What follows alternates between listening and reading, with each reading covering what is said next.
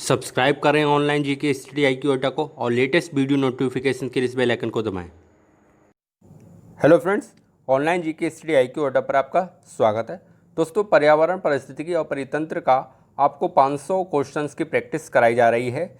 ये इस वीडियो का सेट नंबर 2 है और इससे पहले सेट 1 आपने किया होगा जिसमें आपको 50 क्वेश्चंस कराए गए थे और ये सेट 2 है, इसमें भी आपको 50 क्वेश्चंस कराए जाएंगे। ठीक है, सारे क्वेश्चन बहुत ही ज़्यादा इंपॉर्टेंट है। क्वेश्चंस वो क्वेश्चंस हैं जो पिछली परीक्षाओं में पूछे जा चुके हैं और आने वाली परीक्षाओं में पूछे जाने की पूरी संभावना है।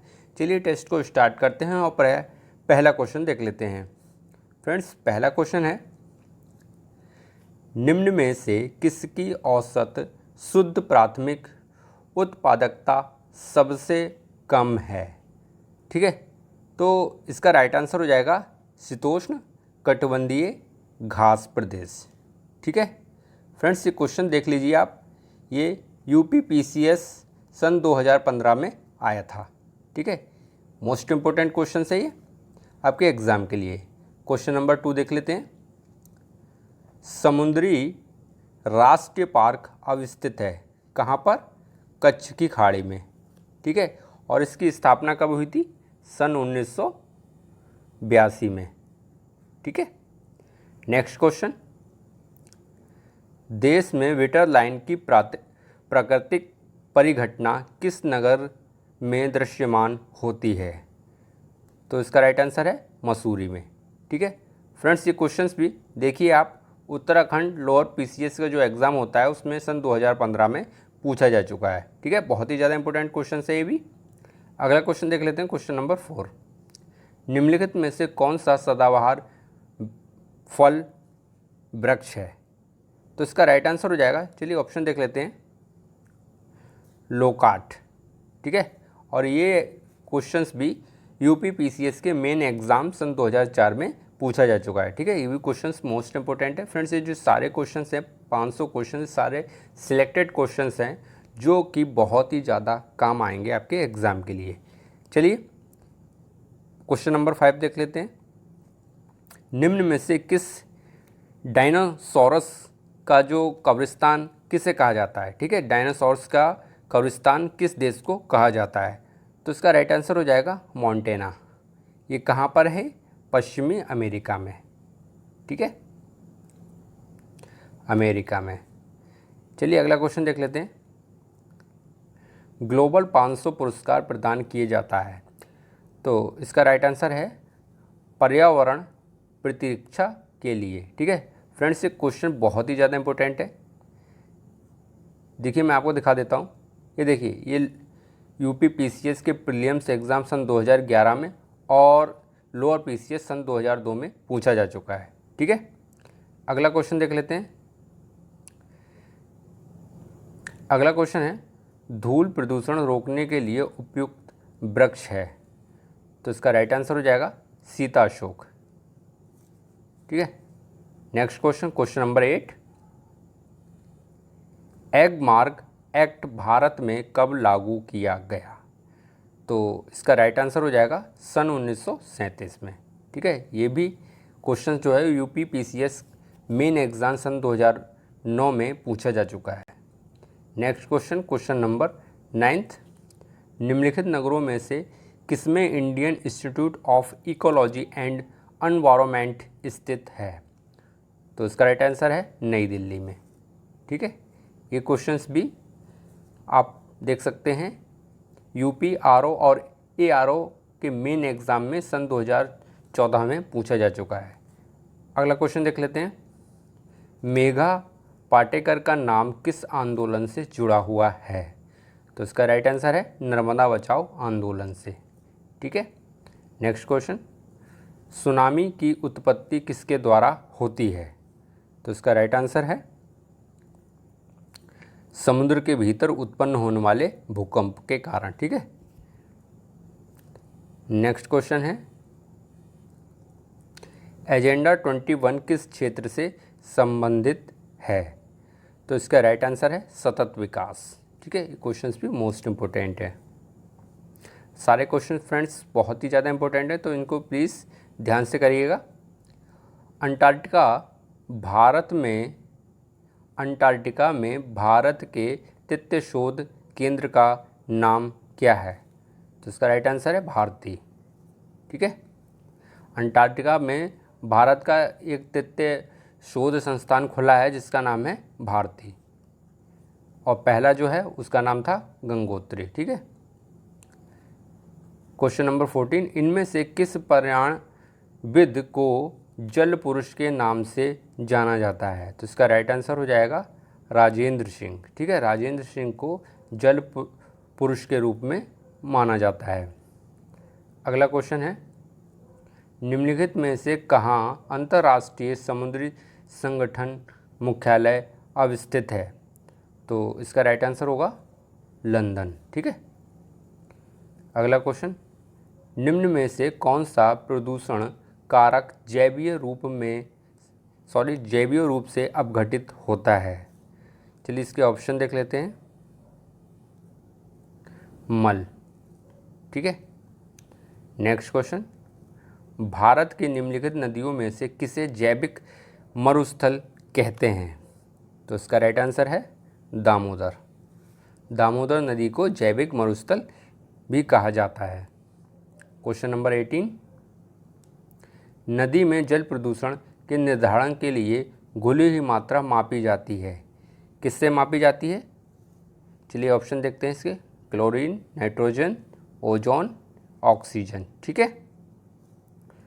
अगला क्वेश्चन, लाइकेंस सबसे अच्छे सूचक हैं, किसके सूचक हैं वो? तो वायु प्रदूषण। ठीक है, अगला क्वेश्चन, निम्नलिखित में से कौन प्रदूषण संकेतक है? ठीक है फ्रेंड्स, थोड़ी मिस्टेक हो गई यहाँ पे, संकेतक पौधा है, कौन सा है वो? लाइकेन। ठीक है, क्वेश्चन नंबर 21, भोपाल गैस त्रयोदशी से संबंधित यौगिक का नाम क्या है? फ्रेंड्स, जो भोपाल में गैस कांड हुआ था तो उस यौगिक का क्या नाम है?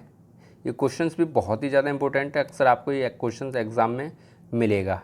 ठीक है, तो इसका जो राइट आंसर है वो है मिथाइल आइसोसाइनाइड। ठीक है, क्वेश्चन मोस्ट इंपॉर्टेंट है ये। अगला क्वेश्चन है क्वेश्चन नंबर 22, अम्ल वर्षा होती है? तो इसका राइट आंसर है कारखानों से।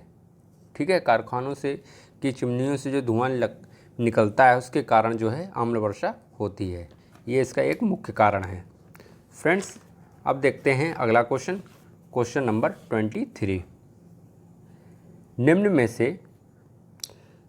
में से एक का वर्षा के पानी में घुलने से वर्षा का पानी अम्लीय हो जाता है? तो राइट आंसर इसका सल्फर डाइऑक्साइड के कारण जो है वर्षा का पानी अम्लीय हो जाता है। अगला क्वेश्चन, भूमिगत जल को दूषित करने वाले अजैविक प्रदूषक हैं? तो इसका राइट आंसर है आर्सेनिक। ठीक है, अगला क्वेश्चन, ग्रीन मफलर संबंधित है? इसका राइट आंसर है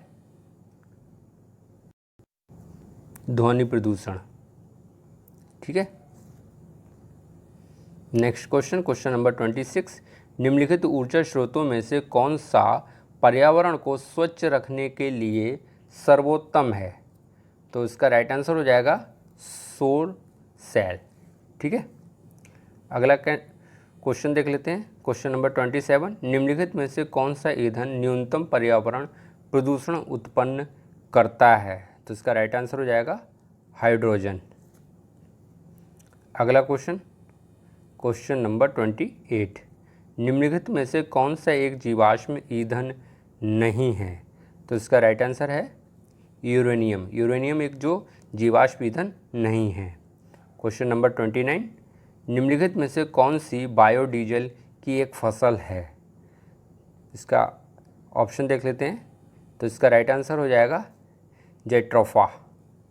ठीक है, अगला क्वेश्चन देख लेते हैं। फ्रेंड्स, ये देखिए, ये questions UP PCS lower PCS सन 2014 में पूछा गया, 4 में पूछा गया था, और प्रीलिम्स एग्ज़ाम यूपी पीसीएस का 2006 में भी पूछा जा चुका है। ठीक है, क्वेश्चन नंबर 30, ओजोन छिद्र के लिए कौन उत्तरदायी है? तो इसका राइट आंसर हो जाएगा CFC। ठीक है, अगला क्वेश्चन, क्वेश्चन नंबर 31, वायुमंडल में ओजोन परत पृथ्वी पर पराबैंगनी किरणों से जीवन की रक्षा करती है। ठीक है,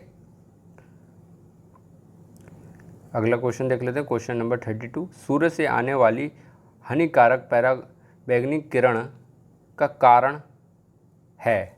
ठीक है, उसके कारण मतलब क्या हो सकता है, जो कौन सा रोग उससे उत्पन्न हो सकता है, तो वो है त्वचा कैंसर। ठीक है, अगर हमारे ओजोन परत नहीं होती तो हम ज़्यादातर लोग त्वचा कैंसर से ग्रसित हो जाते। ठीक है, चलिए अगला क्वेश्चन देख लेते हैं, क्वेश्चन नंबर 33, ओजोन परत के संरक्षण का अंतर्राष्ट्रीय दिवस मनाया जाता है। तो इसका राइट आंसर हो जाएगा 16 सितंबर को। ठीक है, अगला क्वेश्चन देख लेते हैं, क्वेश्चन नंबर 34, ओजोन छिद्र का कारण है। चलिए इसके ऑप्शन देख लेते हैं, क्लोरोफ्लोरोकार्बन। ठीक है, अगला क्वेश्चन, क्वेश्चन नंबर 35, पर्यावरण का संतुलन बनाए रखने के लिए वनांतर्गत क्षेत्रफल होना चाहिए, कितना होना चाहिए, तो इसका राइट आंसर है 33%। ठीक है, 33% जो है वन होने चाहिए।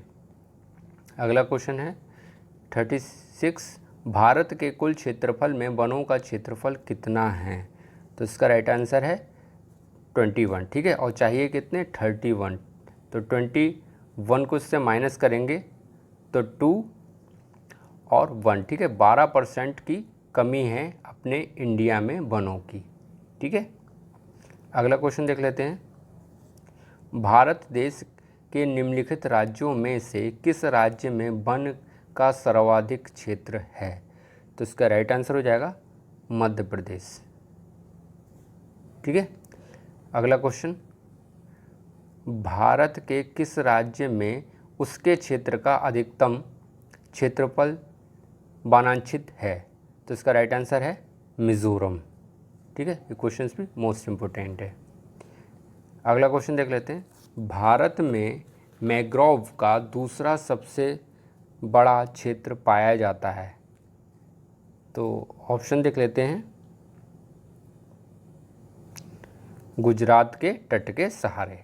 ठीक है, इसका राइट आंसर हो जाएगा क्वेश्चन नंबर 40, भारत के निम्न स्थानों में से कौन सा स्थान मैंग्रोव वनस्पति के लिए प्रसिद्ध है, तो इसका राइट आंसर हो जाएगा सुंदरवन। ठीक है, क्वेश्चन नंबर 41, भारतीय वन्य जीव संस्थान स्थित है कहाँ पर है, देहरादून में। ठीक है, question number 42, world wide life यानी कि WWF का प्रतीक जानवर है, तो इसका राइट आंसर हो जाएगा ज्वाइंट पांडा। ठीक है, क्वेश्चन नंबर 43, निम्नलिखित में से किस महाद्वीप में उष्णकटिबंधीय पर्णपाती वनों का विस्तार अधिक है, तो इसका राइट आंसर है एशिया में। Question number 44, green house gas का प्रभाव का अर्थ है गैसों के वायुमंडल में जमा होने से पृथ्वी के वातावरण का गर्म होना। ठीक है, अगला क्वेश्चन देख लेंगे, क्वेश्चन नंबर 45, निम्नलिखित में से कौन सा समूह ग्रीन हाउस गैस में योगदान देता है, तो इसका राइट आंसर हो जाएगा कार्बन डाइऑक्साइड और, चलिए ऑप्शन देखते हैं, और मीथेन। ठीक है, चलिए अगला क्वेश्चन देख लेते हैं, क्वेश्चन नंबर 46, आज कार्बन डाइऑक्साइड का सबसे ज़्यादा उत्सर्जन करने वाला देश कौन है, तो वो है चाइना, और इस सबसे ज़्यादा वायरस बनाने वाला भी देश है।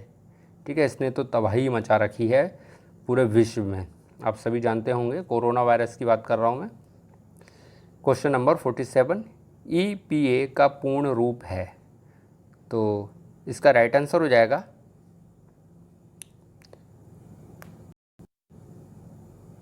Environment protection agency. ठीक है, अगला क्वेश्चन देख लेते हैं, क्वेश्चन नंबर 48, निम्नलिखित में से किसका पारिस्थितिकी संतुलन से संबंध नहीं है। तो इसका राइट आंसर हो जाएगा औद्योगिक प्रबंधन। अगला क्वेश्चन, क्वेश्चन नंबर 49, सबसे स्थायी परितंत्र कौन सा है? वो है समुद्र। ठीक है, इसका राइट आंसर हो जाएगा। अगला क्वेश्चन और लास्ट, सेकंड लास्ट क्वेश्चन है ये, निम्नलिखित में से कौन सी संस्था पर्यावरण से संबंधित नहीं है? तो वो है भारतीय सर्वेक्षण विभाग। ठीक है, क्वेश्चन नंबर 51, घड़ियाल बहुतायत से पाया जाता है किसमें? गोदावरी नदी में। ठीक है, ये क्वेश्चन भी मोस्ट इम्पोर्टेंट है। फ्रेंड्स, अब बात करते हैं फ्रेंड्स, अगर अभी तक आपने हमारे चैनल को सब्सक्राइब नहीं करा तो प्लीज़ सब्सक्राइब करें और उस बेल आइकन को ज़रूर दबाएं ताकि लेटेस्ट नोटिफिकेशंस आपके पास समय से पहले पहुंच जाए। ठीक है, तो इस वीडियो को ज़्यादा से ज़्यादा प्लीज़ शेयर कीजिए, लाइक कीजिए, कमेंट कीजिए, और कोई भी आपकी क्वेरीज है तो उसको कमेंट बॉक्स में कमेंट करके बताइए, हम आपकी प्रॉब्लम को ज़रूर सॉल्व करेंगे। ठीक है, बेस्ट ऑफ लक आपके एग्ज़ाम के लिए। घर में रहें, सुरक्षित रहें। जय हिंद, जय भारत।